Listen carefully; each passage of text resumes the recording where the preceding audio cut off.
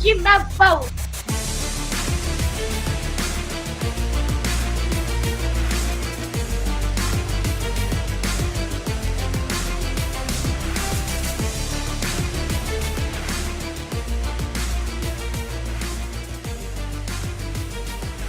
Court is in session with Ryan in Sacktown on If You Don't Like That.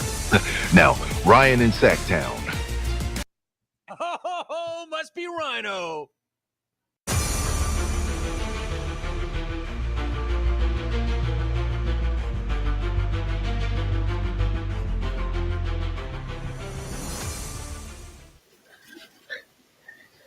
For the second afternoon in a row, we gather early for Kings basketball. And by the way, it is the last time we get together before the Christmas holiday for Kings basketball. Can the Kings bring a little bit more of the spirit to the fan base and just the city in general? People down about this team, questioning this team.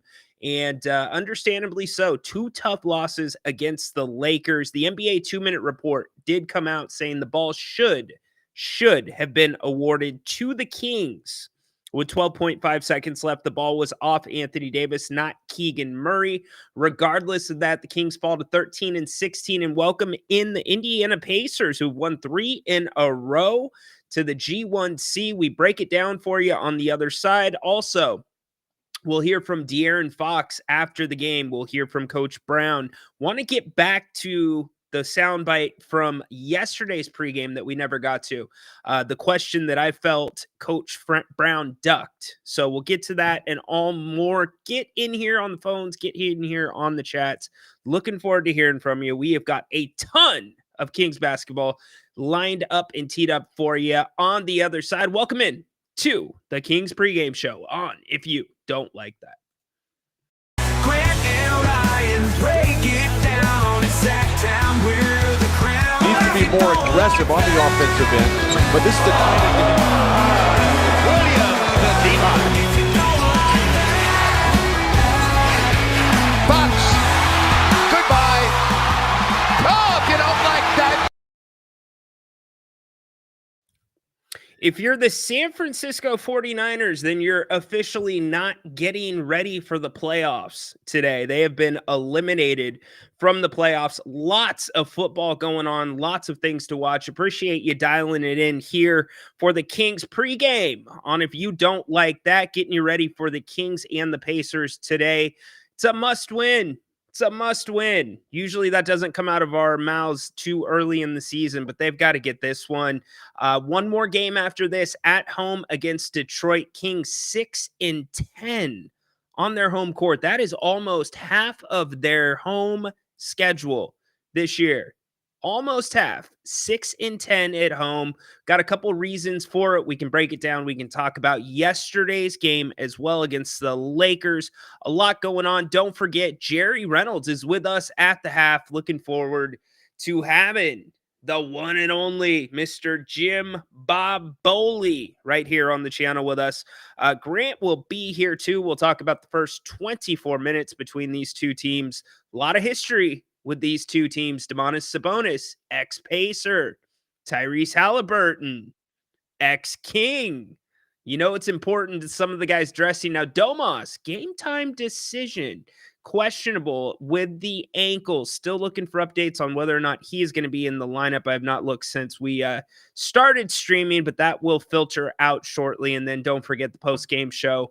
We're here for it. Join us, taking your calls, win or lose. Win or lose. Grant and I will be here breaking it down and certainly wishing everybody a happy and Merry Christmas. As this will be the last time we have Kings programming where we are doing game day coverage until after Christmas. So definitely come in. Get in here. We can talk about whatever. Who knows? It's your last chance too for a Grant Christmas rant. He might just give it to you. I got to tell you, I got to give Grant credit. He hit it right on the screws yesterday during his rant. Really thought that was a good job on the post-game show. Sunday, fun day. Well, Sunday would be a lot more fun if the Kings win. if the Kings win today, Adam, I can't look. You're covering your eyes, man. We're not at the paper bag stage yet. Look, as you look at the Western Conference, I mean, these last 2 games with the Lakers, they sting. It does hurt the chances of this team to contend, but there's no denying there is a ton of basketball left in the schedule. A ton. This is game 30 today. You've still got 50 more games after tonight. So anything can happen. The Lakers, though, that bugs me. Looking at them where they're at, 5th in the Western Conference, they are not a 5 seed in the West. I'm sorry. They're not a 5 seed. I will die on that hill every day of the week. Now, as for the Pacers, notice, okay, do me a favor. Look at the West. Look at the records in the West. Look at the net ratings in the West. In fact, the Lakers, they're a negative in the net rating category, and they're the 5th seed. Now, check out the East. Drastically different, right? Look at all those red numbers within the play-in area. 7 through 10. The West is where it's at basketball-wise this year, and that's why the Western Conference games, the head-to-heads, are so damn important. Remember, too, the Kings get the Lakers one more time. You've got Detroit the day after Christmas on the 26th, and then on the 28th, you are in L.A. to see the Lakers for the last time this season. We're going to kick it off with a phone call. You know what? I am so glad he's calling. He has been at both of these games. I want to get Mr. Moss's take on this. Mr. freaking Moss. It's your show, dude. Take it over. How you guys doing, man? Happy Sunday. Happy Want to get in Sunday. for the new year. You're doing an awesome job, man. Pre-game, post-game. Love your content, man. Just want to make sure I mention that. Appreciate it, brother. I'm going to leave off where I'm going to pick up where Grant left off. I heard the rant last night and spot on. You know, this team needs to figure out what the hell it's doing. And it starts with Darren Fox, right? I was at the game, the first game, and Rich Paul is sitting next to his family. And they're chit-chatting. And, you know, whenever Rich Paul's in town, something's brewing, right? Darren doesn't take the extension. He mentioned, Grant talked about the Kings need to, Darren says the Kings need to prove to him, or I'm paraphrasing, that they're in the right direction. Well, you're part of the problem, Darren. I mean, to who wears the crown, you know, takes the blame, right? And so that's part of being the guy. Now, me personally, I think Sabonis is the guy. I mean, the Kings haven't done nothing since he's got here. And you posed a question, Ryno, last night, which was the perfect follow-up question. You says, Grant, you know, we know Sabonis makes Darren better, but does Darren make him better, Sabonis? And you guys both kind of agree, like, no, he really doesn't. And so, you know, but I don't like the dysfunction, because I feel like there's some dysfunction setting in right now with this team surrounding Darren Fox. And it could be false, but there's a word called perception. And it's not good, man. It's not good. And the fans don't like it. You know, I tell you this right now, Ryno, some of those fans leaving the arena, they don't like it. And they don't like the effort at times, right?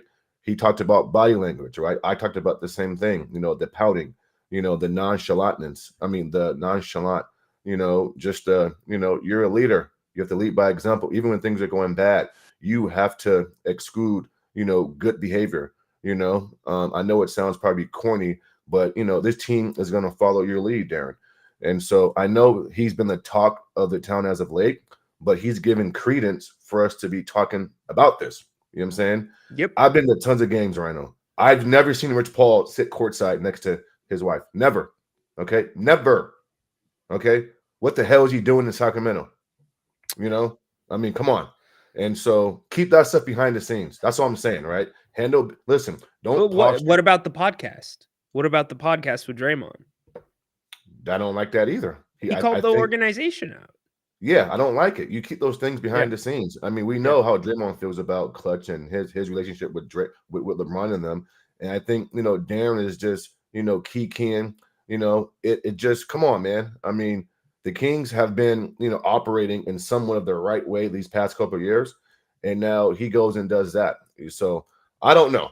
But today's game, the next 45, 25 minutes.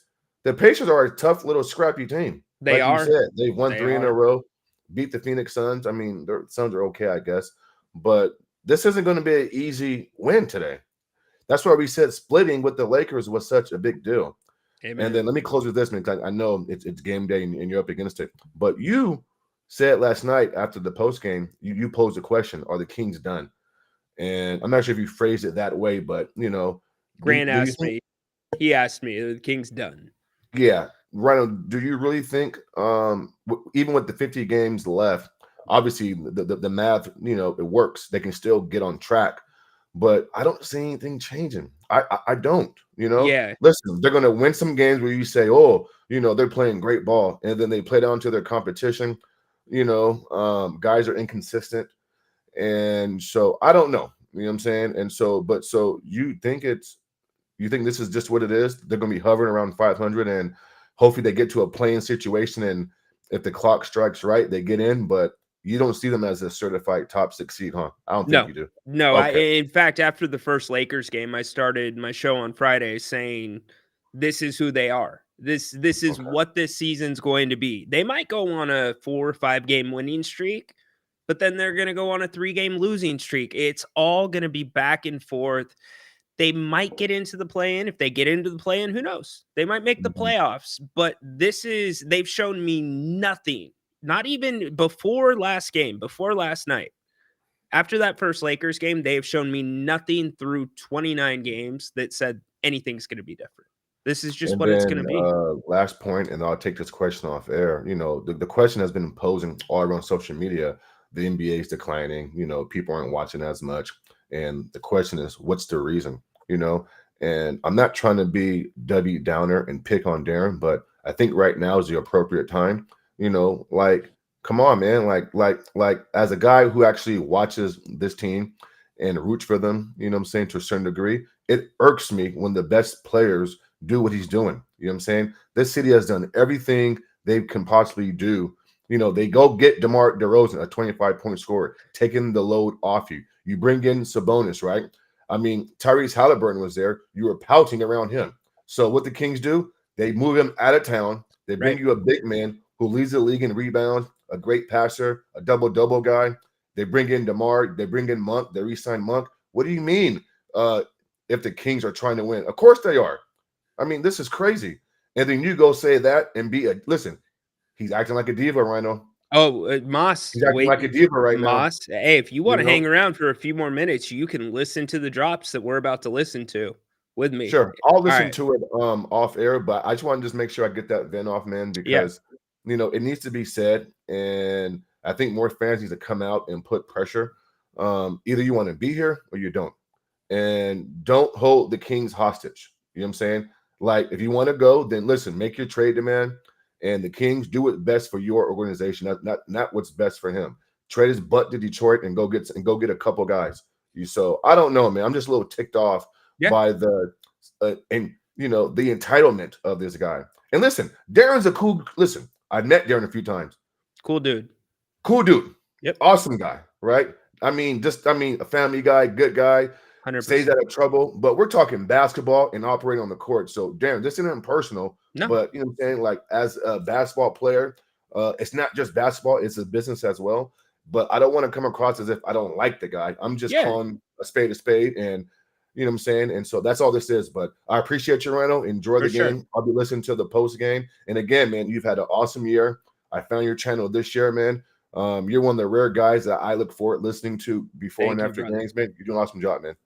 Appreciate that. Means the world, Moss. Means the world. Happy holidays to you. Merry Christmas, buddy. And looking forward to 2025. Bunch of good collaboration and more calls, brother. So really quick, and I think Moss brings up an excellent, and I mean excellent point about it's not personal. For those that don't know, De'Aaron Fox has a policy within his life. When you leave the gym stays at the gym. You go home, it's family. It doesn't bleed over. Other guys have that same policy. Domantas Sabonis, notorious for the same thing. It's not a bad thing. You got to have balance in your life. You got to be present when you are someplace or with people in those moments. So this criticism that he is getting from some Kings fans, the criticism that he is getting, constructive or not, from the coaching staff, it's what it is. It's professional. It's basketball. It's nothing personal. De'Aaron is a stand-up person. He has done nothing but great things for Sacramento off the court and represented this franchise about as perfectly as you can. But Mr. Moss hit the damn nail on the head. You can't have 1 foot in and 1 foot out. You just can't do it. And Grant said it last night on his rants, why I opened with it. He knocked it out of the park. This city will turn on you with a drop of a dime, because there is, whether you want to admit it or not, there are some with the perception that he is indirectly holding this franchise hostage right now to a degree. Mr. Moss said, brought in DeMar DeRozan. De'Aaron was really big on that move, really liked it, part of the recruiting process, got rid of Hallie. It's well documented. De'Aaron threw a little bit of a fit, more or less, to paraphrase, at times with Halliburton here. What do the Kings do? They move Hallie. And how does Hallie feel about it? Go watch some of the interviews he's done. You don't think Hallie's going to be going straight at De'Aaron today? You bet your ass he is. Right at him. You don't think that he's up to play this game? Hallie would play this game at 9 in the damn morning. He's ready to go. You bring in Sabonis, okay? So the question, and I said it last night on the post game, that I posed to all of you, is what trade does magically work with De'Aaron Fox on this team? That silver bullet ain't out there. You're looking at the issue right in front of you, and I don't think people want to admit it. And when I say issue, I don't mean that De'Aaron's a problem. I'm not talking about his play. Now, there are things about his play that have been questioned. Last year, the 3-ball. Big questions about if he was taking too many threes, even though his percentage was up for a couple of years now. Sometimes disinterested. You got to piss him off to get him going. Sometimes distracted. Chirping too much with the refs. Making stupid fouls. Losing your composure. What I'm telling you right now is there are things for De'Aaron Fox to improve on. And I think that's the point that Mike Brown was trying to get across when he called him out a couple of days ago. De'Aaron Fox is not Steph Curry. De'Aaron Fox is not SGA. De'Aaron Fox is not Luka. Respectfully, sir, you are not on their levels. Now, I'm not saying De'Aaron thinks that he's on their levels. But what I'm saying is, along with making this team better, he needs to get better.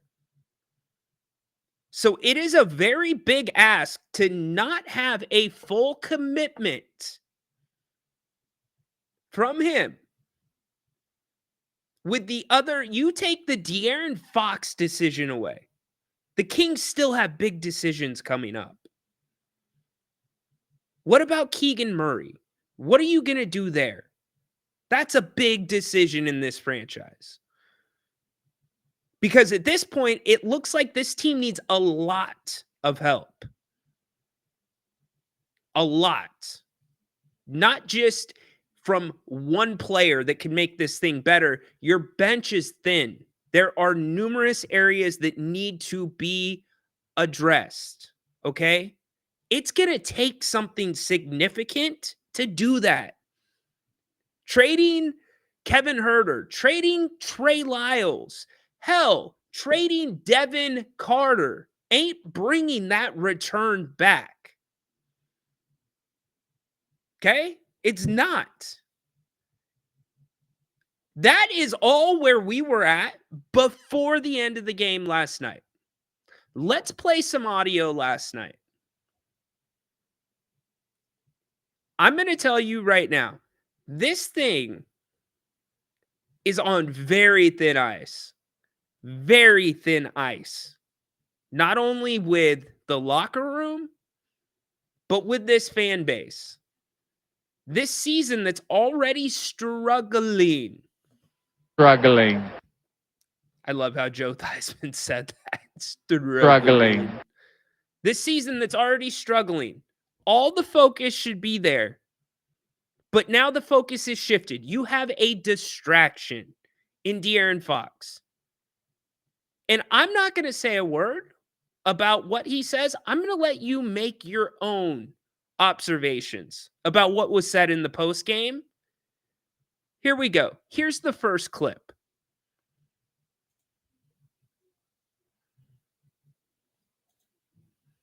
Didn't keep Rui off the glass, and that kind of, you don't want to say one thing ultimately decided the game, but obviously that's a big thing. De'Aaron, it just feels like all season long, you win 2, you lose 2, you win 3, you lose 3. Just what is it that's causing you guys to spin your tires here again and again? I don't know. There's clip number 1 for you. Here's clip number 2. Time. So, but you just have to, especially obviously like Aylin hadn't played a lot, so you obviously big body, but he's not loose. But when we're down there, you have to communicate. Everybody needs to know who they're supposed to get. At times, if you're double teaming somebody, or if everybody's 1-on-1, we have to communicate that. And then at the end of the day, you have to. Number 3. Keeping the group together. Is there anything specifically you're trying to do as a leader to keep everybody together through this? I mean, at some point, we have to, and this was something that we talked about before the game. Like, you have to find a sense of like enjoyment playing the game. Obviously, we all want to win. Everybody needs to do whatever it takes to win. Rather than making shots or doing the little things.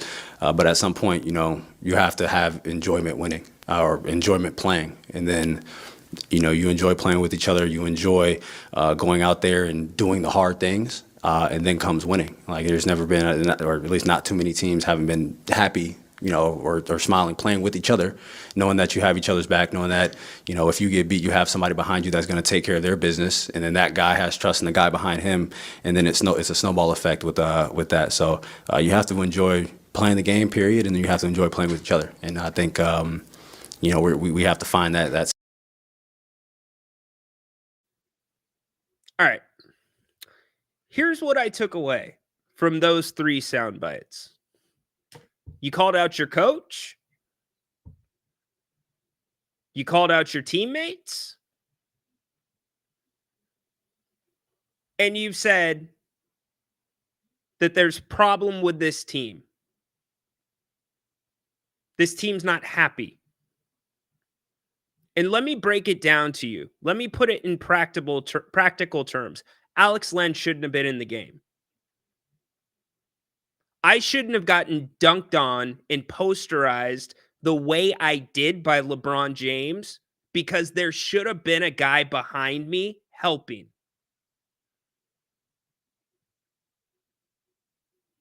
Then the happiness. What are you doing as a leader for the locker room? Well, we talked about playing happy and having each other's backs. So you're implying that guys don't have each other's backs. And as you listen to what has been said by Coach Brown throughout the season, and I went back, I dissected it. In fact, here is Coach Brown. This is the question that I was going to play for you yesterday, but we had the technical difficulty. Coach Brown was asked, which players are stepping up in the locker room and holding each other accountable? Who is taking this thing by the horns? And by the way, listen to this one more time, because what has Mike Brown said constantly? It's the details. It's the details. It's the details. The details are the big thing. What's De'Aaron say? Didn't keep Rui off the glass, and that kind of, you don't want to say one thing ultimately decided the game, but obviously that's a big thing. De'Aaron, it just feels like all season long, you win 2, you lose 2, you win 3, you lose 3. Just what is it that's causing you guys to spin your tires here again and again? I don't know. I mean, We talk about details and little things like that. Coach Brown's message during this 2-3 week streak of struggles has been, it's the details. You have De'Aaron Fox saying the details, the little things like that. So when Coach Brown was asked, and this was all last night after the game, this was after practice the day before the game yesterday. Coach Brown was asked, who's the leader in the locker room? Who's stepping up? Which guys are holding each other accountable? Look at how Coach Brown had to answer it. Really, guys are getting better, like you said, at taking, oops, I keep killing your mic, at taking accountability.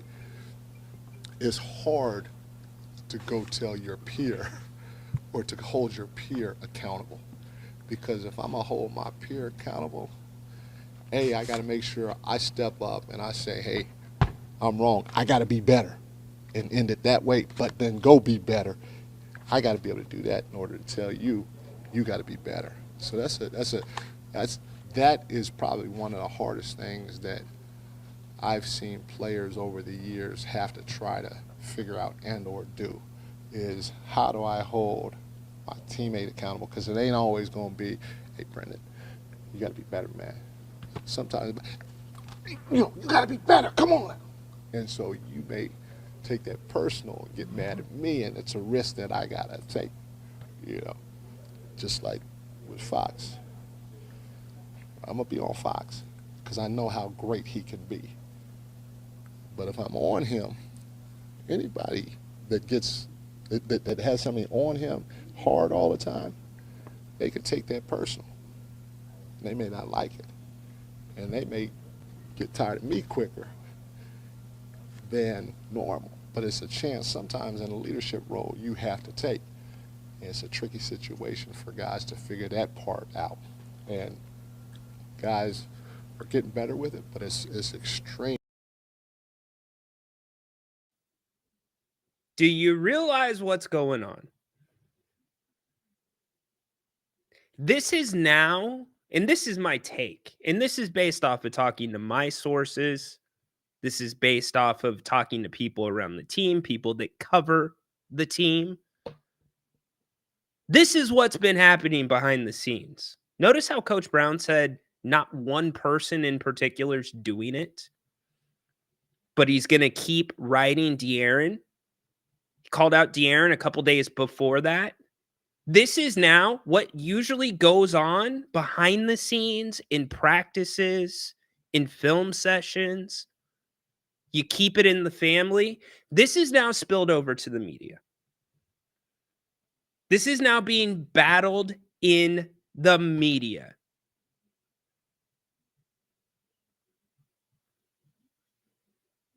That's where we are at. I tweeted out the De'Aaron Fox era is on life support in Sacramento.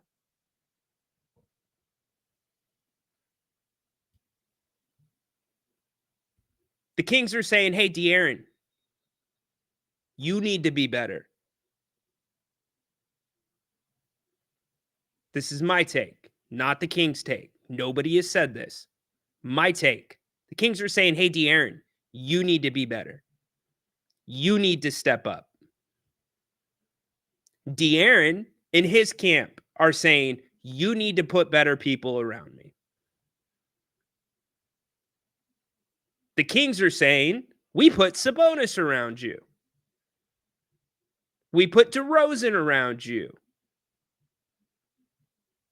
We drafted a defensive guy in Keegan Murray who can guard 1 through 5. What more can we put around you? We're happy to do it, but you have to be better too. And look where we're at now. We all said, Grant and I have been saying there's a disconnect. There's a disconnect. There's a disconnect. This team's more than capable. In fact, you look at this team's net rating through all this. Again, I'm going to go back to this really quick. Look at this team's net rating throughout all this that's been going on. The Kings are still a plus 2.2. This team is too good. The pieces individually are too talented to not have a better record. You don't have a positive plus minus. You have two teams ahead of you, one in the play-in and one in the playoffs right now, that are both negatives. The Lakers are a negative 2.6. And the Kings are a plus 2.2. Yes, the bench is thin. But let's call a spade a spade. There is dysfunction going on. And now it's bleeding into the media. And now Rich Paul is meeting, as Mr. Moss said, with the front office and sitting courtside. And now De'Aaron Fox is getting more bold, questioning the coach publicly.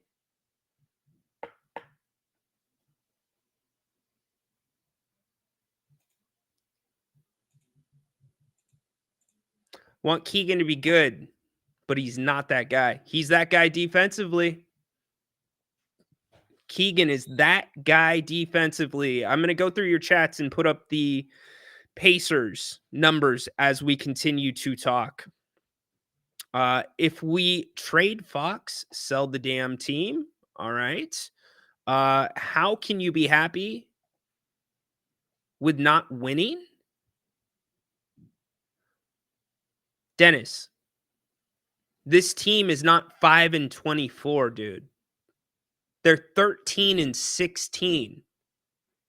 They're well below where they should be, but they're not 5-24 like the Pelicans. That's when basketball is not fun. Not at 13-16. Dennis, you lost the first 6 seasons you're here. DeRozan is the answer. Azul, Fox is not a winner. Many coaches failed to unlock him. DeRozan creates so much damn traffic. Look, there is little truths in all of these things. But there's one person, I'm sorry, and you all know I am a Fox guy. I have been sitting up here saying I think De'Aaron's having one of his best stretches of his career since he made the decision to use his strength, and that's get to the damn paint. Okay, but would an SGA, would a Jalen Brunson, would a Steph Curry be passive aggressive and look around at the others? Those are the problems. Those are the problems. Would they put their head fucking down and get it done? They don't need no motivation. They don't need to get a bad call to be great. They roll out of bed and piss excellence. They're great at everything they do. It's a mindset.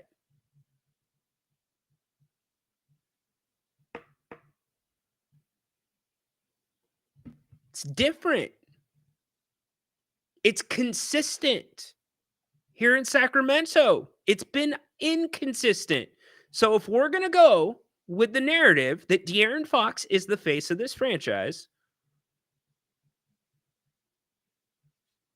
it starts with him. DeRozan off the bench with Murray going to the 3 spot. Isaac Jones at the 4. DeRozan off the bench with Ellis, Herter, and Lyles. Thoughts? I don't, probably not, because whether you admit it or not, DeRozan attracts a lot of attention defensively. The Lakers were doubling him in the first game at the G1C. So that clogs things up a little bit more. We lost to Memphis and OKC Lakers 3 times. Minnesota, we lost to them. I missed how he questioned the coach publicly. Here you go. Play it one more time for you.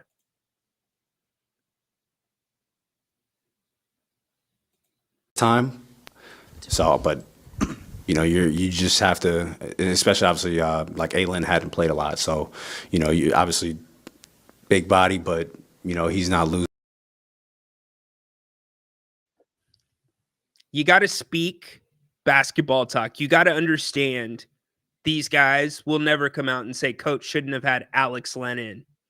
Just like reporters won't ask a direct question. You tippy toe around it. You find a way to do it casually. That to me is Alex Len shouldn't have been in the game. And I know a lot of people are feeling the same way because I've been looking at social media. PK, look, I think it's a great point. I do.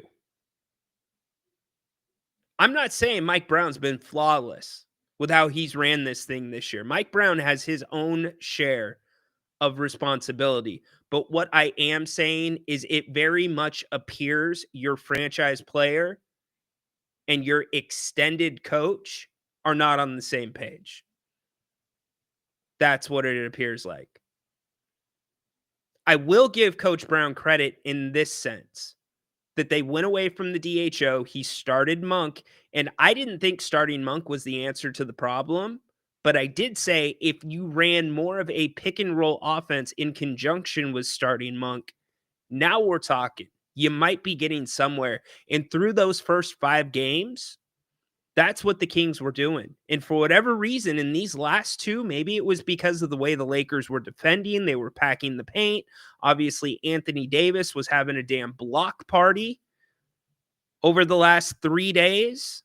Maybe that's why they went away from the pick and roll and went more to the DHO. But I give Coach credit for that. Dennis, Ryno, all of our wins have been against Portland, Utah, or East teams and Minnesota. That's a cop-out. Fox and Sabonis are the only consistent players, and the bench is awful. Ja, Ant, Hallie wouldn't do any better with this team. Okay, your opinion. Not saying they would, not saying they wouldn't. Put some of the more on the staff than the players, although the players are also accountable. Look, here's what I truly think as I bring you back in full screen. We've been looking at the stats, and yes, we do have basketball coming up, but this is what the rest of the season could very easily become. The distraction that we've been talking about that could be looming. It's here. It is fully here. I think the coaches have been at times great, or the coaches have been at times bad. I think the players have been great at times, or the players have been bad. There's been very little of anything in between. You go back to the Utah game. Perfect play drawn up. Perfect play.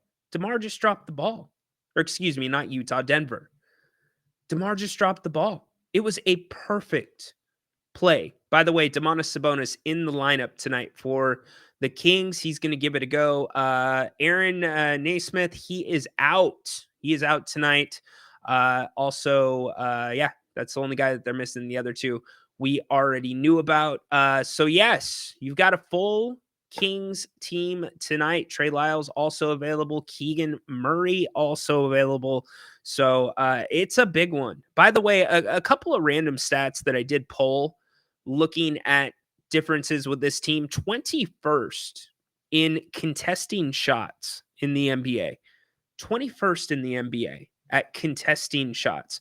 So again, if we go back to coaches, if we go back to players, and that was the bigger point actually and I'm so glad that that thought came back to me, because if you decode and you listen to a lot of Mike Brown's press conferences, there's a lot of I and they, we and they, instead of just we's, which further speaks to that this is not one unit, coaches and players together. You don't hear other NBA coaches that are successful and other teams that are successful refer to their coaches as they. It's we. We, Coach Brown. We, Coach Kerr. It's not they. I just want to, you know what? Let's start a GoFundMe. Here we go. Let's start a GoFundMe. Let's send these dudes up to like Dillon's Beach, someplace. We'll get them a nice big house. We'll make sure there's oversized beds, a nice ocean view. And they just need to have a retreat. They need to have a retreat and just lay it all out there. Just get on the same page. Because this season is at the brink. It is absolutely at the brink. We talked about the schedule coming home after this. You lose this game, you get a couple of days off. You get tomorrow, Christmas Eve, Christmas Day, Detroit on the 26th. You're at the Lakers on the 28th. And then the 30th, you're back here at the G1C to play the Mavericks. And then after that, the home games. They are your homestand, your biggest homestand after this is a murderer's row. You've got Cleveland. You've got OKC. You have Boston. In fact, Boston and OKC are back-to-back nights. That's in March. May not matter by the time we get to March. Here's what I know. 51 52 games, left in the season. That includes the one that's about to tip off right now from the G1C. Kings 3.5-point favorites in it. You've got a full squad going. Pay attention to see what Mike Brown does with the rotations. One more very important thing to me that Coach Brown's talked about is the ball movement. And it's not as much about the assist total. It's about the Kings moving the ball in the half court. The ball has been stagnant the last 2 games. A lot of individuals trying to create. The ball has energy. The ball's got to move. Think back to when this team's had their best quarters, the 47-point quarter. Think back to the big quarter in Miami. The ball was moving. Everybody was touching it. Energy comes with that ball. Synergy grows. And it's contagious. Just like negativity, chirping, the bad stuff can also be contagious. Get the ball moving. You do that, you get on the same page, be physical without fouling, and they've got to knock down some shots. Straight up, got to knock down some shots. So I hope we are having a much, much better conversation at the half. I hope we are having a awesome look back at the first 2024 portion of the season as we roll into the post-game show tonight, and hopefully a beam. It would be real nice to have a beam lit, but either way, we're taking your calls after the game. Grant and I will be here. Look, it's going to be a fun one. Hallie versus Fox. A lot of good players. Siakam, remember, he didn't want to come to Sacktown. So good personalities, good subplots to this one. Looking forward to it. Be back at the half. Appreciate you being here. Want to get all your takes again tonight. So make sure that you come back, join us after the game. But before that, Jerry Reynolds with us at the half at the intermission. Make it your destination for halftime right here on If You Don't Like That. Enjoy the first half. Can't wait to see you back with Grant and Jerry. 24 minutes. So long.